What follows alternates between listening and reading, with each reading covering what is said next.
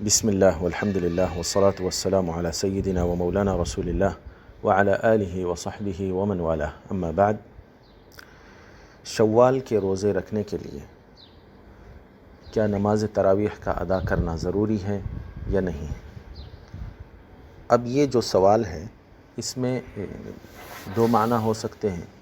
ایک تو یہ کہ نماز تراویح رمضان میں جو شخص ادا کیا تھا وہی شخص جو ہے شوال کے روزے رکھ سکتا ہے یا نہیں، یا پھر اس کا یہ معنی بھی ہو سکتا ہے کہ کیا شوال میں بھی رات کو تراویح پڑھ کے صبح میں روزے رکھنا ہوتا ہے۔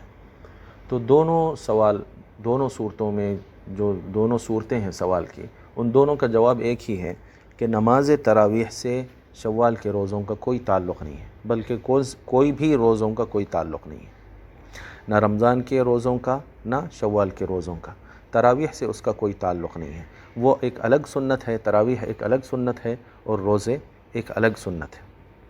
ایسا نہیں ہے کہ اگر نماز تراویح آپ پڑھیں گے اس کے بعد دن میں روزہ رکھیں گے تو ہی آپ کے روزے درست ہوں گے، ورنہ وہ قبول نہیں ہوں گے، یا آپ نماز تراویح اگر پڑھے ہیں تو آپ کے روزوں کا ثواب جو ہے پورا ملے گا ورنہ آپ کو کم ملے گا، یا پھر روزے مکروہ ہو جائیں گے۔ ایسا کچھ نہیں ہے، اس کا اس سے کوئی تعلق نہیں ہے۔ جو بالکل تراویح پڑھا ہی نہیں ویسا شخص بھی اگر شوال کے روزے رکھے تو اس کے روزے جو ہے بالکل درست ہوتے ہیں۔ تو البتہ اس میں جو ہے ایک تو یہ اصل سوال کا جواب ہو گیا، لیکن ساتھ میں جو ہے اگر سائل یہ سمجھ رہا ہے کہ شوال میں بھی تراویح پڑھنا ہوتا ہے اگر روزے رکھنا ہے، تو اس مغالطے کو اگر وہ اس طرح سمجھ رہا ہے تو اس کا بھی ازالہ کر دیتے ہیں کہ نماز تراویح جو ہوتی ہے وہ صرف رمضان کے ساتھ خاص ہوتی ہے۔ یعنی لفظ تراویح، یہ جو نام رکھا گیا ہے تراویح ایک نماز کے لیے، وہ نماز ہے جو رمضان کے اندر ہو اور عشاء کے نماز کے بعد شروع کی جائے۔ عشاء کی نماز کے ساتھ جو نماز فوراً شروع کی جائے اس نماز کو نماز تراویح کہتے ہیں۔ اور اگر آپ رمضان میں ہی رات میں آپ نماز پڑھیں لیکن تاخیر سے پڑھیں، تہجد کے وقت میں پڑھیں، عشاء کے ساتھ ملا کے نہ پڑھیں، تو پھر ایسی صورت میں وہ صلاۃ القیام کہلاتی ہیں، یا اگر آپ سو کے اٹھ کے پڑھیں تو صلاۃ التہجد ہو جاتی ہے۔